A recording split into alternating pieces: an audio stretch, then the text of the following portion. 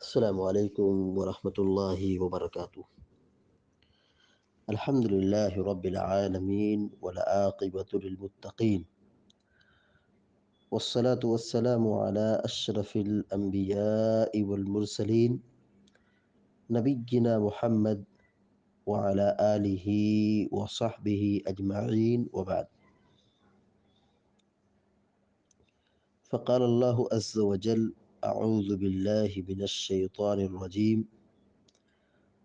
الذي جعل لكم الأرض فراشا والسماء بناء وأنزل من السماء ماء فأخرج به من الثمرات رزقا لكم فلا تجعلوا لله أندادا وأنتم تعلمون. سورة البقرہ کی آیت نمبر 22 ابھی آپ کے سامنے پڑھی گئی ہے۔ اللہ رب العالمین فرماتا ہے: الذی جعل لکم الارض فراشا، وہ رب یا وہ ذات جس نے تمہارے لیے زمین کو بچھونا بنایا، زمین کو تمہارے لیے فرش بنایا، بچھونا بنایا۔ والسماء بناء، اور آسمان کو تمہارے لیے چھت بنایا۔ وَأَنزَلَ مِنَ السَّمَاءِ مَاءً، اور اس نے آسمان سے بارش نازل کی۔ وَأَنزَلَ، اور نازل کیا یعنی اتارا، من السماء، آسمان سے، مان پانی۔ سادہ ترجمہ ہوگا، سیدھا ترجمہ ہوگا، اور اس نے آسمان سے بارش نازل کی۔ فَأَخْرَجَ بِهِ مِنَ الثَّمَرَاتِ رِزْقًا لَكُمْ، اور اس نے اس بارش کے پانی سے پھلوں کو پیدا کیا، پھلوں کو نکالا۔ رزقا لکم، یہ تمہارے لیے روزی ہے، یہ تمہارے لیے رزق ہے۔ فلا تجعلوا للہ اندادا وانتم تعلمون، خبردار تم اللہ رب العالمین کے ساتھ کسی کو شریک نہ ٹھہراؤ۔ اللہ رب العالمین کے لیے تم کسی کو شریک نہ بناؤ۔ وانتم تعلمون، اور تم جانتے ہو، یعنی تم اللہ رب العالمین کو جانتے ہو، وہی خالق ہے، وہی مالک ہے، پھر اس کو چھوڑ کر کسی اور کو اس کا شریک بناؤ، یہ درست نہیں ہے۔ اس آیت میں اللہ تبارک و تعالیٰ نے اپنی بعض نعمتوں کا تذکرہ فرمایا ہے، اور اس سے پہلے کی آیت میں اللہ تبارک و تعالیٰ نے تمام لوگوں کو اپنی بندگی کی، توحید کی دعوت دی ہے، اور پھر اللہ تبارک و تعالیٰ نے اپنی کچھ نعمتوں کا تذکرہ کیا، کہا کہ اس نے تمہارے لیے زمین کو بچھونا بنایا، یعنی یہ زمین ہموار ہے، یہ زمین برابر ہے، یہ زمین ہمارے لیے فرش ہے، بچھونا ہے، جہاں پر ہمارا ٹھکانہ ہے، جہاں پر ہم گھر مکان تعمیر کرتے ہیں، یہاں پر ہم کاشتکاری کرتے ہیں، زمین پر پودے لگاتے ہیں، درخت لگاتے ہیں، یا اس سے ہم اناج اگاتے ہیں، یا اس پر ہمارے لیے راستے ہیں جہاں سے ہم ایک دوسرے شہر میں منتقل ہوتے ہیں، آتے جاتے ہیں، سفر کرتے ہیں۔ تو اللہ تبارک و تعالیٰ نے زمین کو ہموار بنایا ہے کہ اس پر چلنا، اس سے فائدہ اٹھانا، اس سے استفادہ کرنا بالکل آسان ہے۔ اور آسمان کو چھت بنایا۔ اب یہ زمین و آسمان کو اگر آدمی دیکھے تو یہ خود اللہ رب العالمین کی وحدانیت کو، یا اللہ رب العالمین کی عظمت کو، یا اس کے وجود کو ثابت کرنے کے لیے کافی ہے۔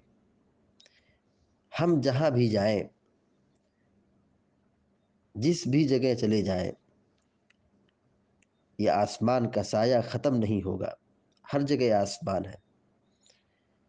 زمین اتنی لمبی چوڑی ہے، مشرق سے لے کے مغرب تک، جنوب سے لے کے شمال تک زمین بالکل پھیلا دی گئی ہے، ہموار ہے، برابر ہے۔ اسی طریقے سے یہ آسمان ہے جو بغیر کسی پلر کے، بغیر کسی کھمبے کے کھڑا ہے۔ اللہ رب العالمین اس کو ہمارے لیے چھت بنایا ہے۔ یہ اللہ رب العالمین کے وجود کو ثابت کرنے کے لیے کافی ہے۔ پھر اللہ رب العالمین کہتا ہے وَأَنزَلَ مِنَ السَّمَاءِ مَاءً، وہی وہ ذات ہے جو آسمانوں سے یا بادلوں سے بارش کو نازل کرتا ہے۔ یہ پانی، یہ اللہ رب العالمین کی کتنی بڑی نعمت ہے۔ یہ اللہ تبارک و تعالیٰ بادلوں سے بارش کو نازل کرتا ہے۔ اگر وہ بارش نازل نہ کرے تو پھر قحط سالی آ جاتی ہے، پانی کی کمی محسوس ہوتی ہے، جانور، انسان اور چرند اور پرند یہ سب پیاسے مرنے لگتے ہیں۔ تو اللہ رب العالمین نے بارش کو نازل کیا ہے جس سے ہماری زندگی برقرار رہے۔ سب سے زیادہ ہم استعمال پانی کا کرتے ہیں، پانی کا استعمال ہم سب سے زیادہ کرتے ہیں، پینے کے لیے، کھانے کے لیے، دھلنے کے لیے، غسل کرنے کے لیے، صفائی کے لیے، کپڑا دھلنے کے لیے، یا اسی طریقے سے اور دیگر ضروریات کے لیے ہم پانی کا استعمال زیادہ کرتے ہیں۔ اللہ رب العالمین نے بارش کو نازل کیا ہے، اور پھر اسی بارش کے ذریعے سے اللہ تبارک و تعالیٰ نے یہ سبزیاں، ترکاریاں، میوہ جات اور غلہ، اناج، سب چیزوں کو اللہ تعالیٰ نے بارش کے ذریعے سے پانی کے ذریعے سے پیدا کیا ہے۔ جتنی بھی چیزیں ہیں، چاہے اناج کی بات کریں، چاہے غلہ جات کی بات کریں، چاہے میوے کی بات کریں یا سبزیوں کی بات کریں، زمین سے جو بھی پیداوار ہو رہی ہے، ان پیداوار کے پیچھے پانی کا بہت بڑا رول ہوتا ہے۔ ہر چیز پانی سے پیدا کی جاتی ہے۔ پانی نہ ہو تو یہ زندگی اجیرن بن جاتی ہے، عذاب بن جاتی ہے۔ پانی نہ ہو تو یہ کھیتیاں سوکھ جاتی ہیں۔ تو اللہ رب العالمین کا ایک بہت بڑا انعام ہے کہ اس نے ہم لوگوں کی خوراک کے لیے، کھانے کے لیے، روزی کے لیے پانی کو نازل کیا، اور پھر اس کے ذریعے سے میوے کو پیدا کیا۔ یہ غلہ جات، یہ اناج، یہ پودے، یہ دانے اور یہ میوے، آپ مارکیٹ چلے جائیے، کسی سبزی فروش کی دکان پر بیٹھ جائیے کہ اللہ تبارک و تعالیٰ نے کتنی سبزیوں کو، اور کتنے رنگ اور کتنے ذائقے اور ان کی تاثیر الگ الگ ہے۔ ایسے ہی پھل بیچنے والے کی دکان پہ چلے جائیں جہاں ہر قسم کا پھل موجود ہو، اللہ رب العالمین نے اسی زمین سے اور اسی پانی کے ذریعے سے اللہ تبارک و تعالیٰ نے میوے کو پیدا کیا ہے۔ ہر میوے کا، ہر پھل کا ایک الگ ذائقہ ہے، اس کی ایک الگ تاثیر ہے، اس کا ایک الگ رنگ ہے، اس کا ایک الگ حجم ہے۔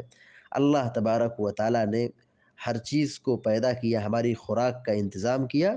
اللہ تعالیٰ کہتا ہے رزقا لکم، یہ بارش کے ذریعے سے تمہارے لیے ہم نے جو زمین سے پیدا کیا ہے، تمہاری روزی ہے، یہ تمہارے کھانے پینے کی چیز ہے۔ اب یہ اللہ نے انعام کیا ہے، پہلی نعمت اس نے ہمیں پیدا کیا، وہ ہمارا خالق ہے، اور پھر اس نے ہمارے لیے زمین و آسمان بنایا، اور پھر زمین و آسمان کی ساری چیزوں کو ہمارے لیے پیدا کیا، اور پھر یہ بارش ہو رہی ہے، یہ ہمارے لیے، ہماری روزی کے لیے، ہماری خوراک کے لیے، ہمارے لیے بارش ہوتی ہے۔ اللہ رب العالمین کہتا ہے فَلَا تَجْعَلُوا لِلَّهِ أَنْدَادًا وَأَنْتُمْ تَعْلَمُونَ،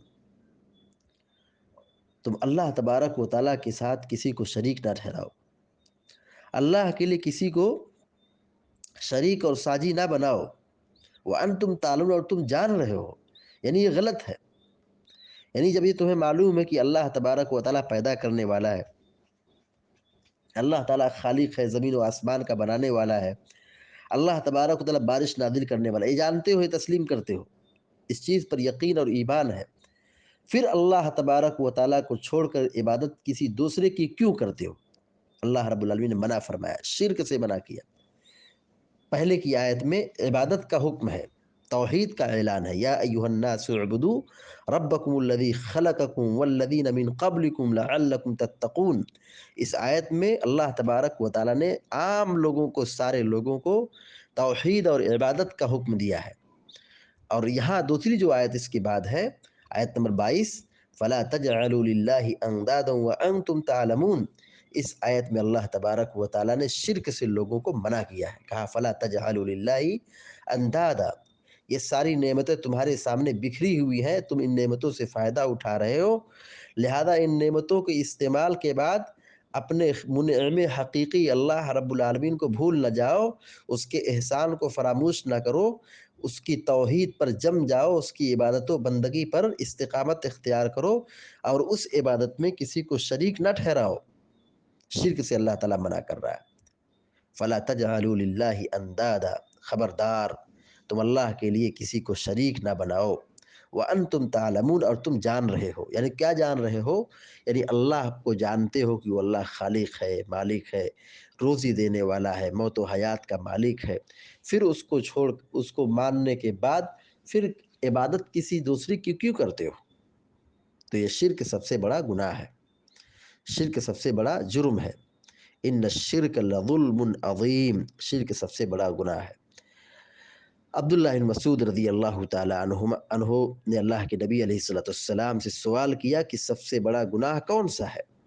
اللہ کے نبی صلی اللہ علیہ وسلم نے فرمایا ان تجعل للہ ندا وهو خلقک، یہ کہ تم اللہ کے علاوہ کسی اور کو شریک بناؤ جبکہ اسی نے تمہیں پیدا کیا ہے، یعنی اللہ خالق ہے، وہی تم کو پیدا کرنے والا ہے، اور پھر تم اس کو چھوڑ کر کسی دوسرے کو شریک بناؤ، عبادت کسی اور کی کرو۔ جو حق اللہ رب العالمین کا ہے، جو حق اللہ رب العالمین کا ہے، وہ حق کسی مخلوق کو دے دو، یہی شرک ہے۔ شرک کی ہی تعریف بیان کی جاتی ہے، صرف نوع من انواع العبادہ لغیر اللہ۔ اللہ رب العالمین کی عبادت کی جتنی قسمیں ہیں، اس کو کسی دوسرے کے لیے اللہ رب العالمین کو چھوڑ کر کسی مخلوق کو دے دینا، نظر و نیاز، سجدہ، قیام اور عبادت، جتنی بھی چیزیں عبادت کی ہیں، جتنی بھی قسمیں عبادت کی ہیں، کسی بھی شخص کو دے دینا، یہ شرک کہلاتا ہے، اور یہی اللہ تبارک و تعالی منع کر رہا ہے کہ تم مخلوق کو خالق کے برابر نہ ٹھہراؤ۔ دنیا کی ساری چیز مخلوق ہے، کائنات کی ساری چیزیں مخلوق ہیں، اور اللہ تبارک و تعالی ہر چیز کا خالق ہے، تنہا اللہ تبارک و تعالی ہر چیز کا خالق ہے، اور اللہ رب العالمین کے علاوہ کائنات کی جتنی چیزیں ہیں سب کیا ہے؟ مخلوق ہیں۔ تو خالق کو مخلوق کے برابر نہ درجہ دو، خالق کا جو مقام ہے اس کو سمجھو۔ فَلَا تَجْعَلُوا لِلَّهِ أَنْدَادًا، اللہ کا تم شریک اور ساجی اور شریک نہ ٹھہراؤ، وَأَنْتُمْ تَعْلَمُونَ، اور تمہیں معلوم ہے۔ تمہیں معلوم ہے، کیا معلوم ہے؟ کہ اللہ تبارک و تعالی روزی دینے والا ہے، کھلانے والا ہے، بارش برسانے والا ہے، زمین و آسمان کو بنانے والا ہے، موت و حیات کا مالک ہے۔ پھر جب اس چیز کو تسلیم کرتے ہو تو عبادت بھی اسی کی ہونی چاہیے۔ جب ایمان اور تسلیم اس بات کا ہے کہ اللہ تعالیٰ خالق ہے تو عبادت بھی اسی کی ہونی چاہیے۔ یہ نہیں کہ ہم نے مان لیا کہ اللہ خالق ہے لیکن عبادت اس بت کی بھی ہوگی، اس ولی کی بھی ہوگی، اس آدمی کی بھی ہوگی، اس نبی کی بھی ہوگی، اس بزرگ کی بھی ہوگی، تو یہ شرک ہو گیا۔ دیکھیے اللہ کے نبی صلی اللہ علیہ وسلم کے سامنے ایک صحابی نے یہ کہہ دیا، ما شاء اللہ وشیت، ما شاء اللہ وشیت، جو اللہ چاہے اور آپ چاہے۔ صحابی نے یہ کہہ دیا کہ جو اللہ چاہے اور آپ چاہیں۔ یہاں پہ دیکھیے اللہ کی مشیت کو محمد کی مشیت سے جوڑ دیا۔ پیارے نبی صلی اللہ علیہ وسلم نے فوراً کہا اجعلتنی للہ ندا، کیا تم نے مجھے اللہ کا شریک بنا دیا؟ اللہ کا مقام سمجھو، اللہ کی عظمت کو پہچانو، کیا تم نے مجھ کو اللہ کا شریک بنا دیا؟ تو محمد الرسول اللہ صلی اللہ علیہ وسلم کے چاہنے سے کچھ نہیں ہوتا ہے جب تک کہ اللہ کی مشیت نہ ہو۔ اللہ کی مشیت سب سے بڑی ہے۔ اللہ کی مشیت جو ہوگی وہی کائنات میں سرزد ہوگی، وہی کائنات میں اس کا رول و تصرف اختیار کرے گی۔ تو اللہ کے نبی علیہ السلام کو بھی شریک نہیں ٹھہرایا جا سکتا ہے، پھر کسی اور کو شریک کیسے ٹھہرایا جا سکتا ہے؟ اس چیز کو سمجھنے کی ضرورت ہے کہ شرک کی خطرناکی اور شرک کا معاملہ کتنا سنگین ہے، کہ اللہ رب العالمین نے یہاں پر اپنی نعمتوں کو بیان کرنے کے بعد فوراً کہا کہ تم اس کے ساتھ کسی کو شریک نہ ٹھہراؤ، یعنی توحید پر قائم رہو، اللہ کی بندگی پر قائم رہو، اللہ کے دین پر قائم رہو، اس کے ساتھ کسی کو شریک نہ ٹھہراؤ۔ تم جان رہے ہو، سمجھ رہے ہو، پہچان رہے ہو کہ اللہ تعالیٰ خالق ہے، مالک ہے، لہذا جیسے تم یہ مانتے ہو کہ اللہ خالق ہے، مالک ہے، لہذا اسی طرح اسی کی خالص صرف بندگی بھی ہونی چاہیے، اس کی عبادت میں کسی کو شریک نہیں ٹھہرانا چاہیے۔ اللہ تعالیٰ ہم سب کو نیک عمل کی توفیق عطا فرمائے اور شرک کی خطرناکی سے ہم سب کی حفاظت فرمائے، آمین یا رب العالمین۔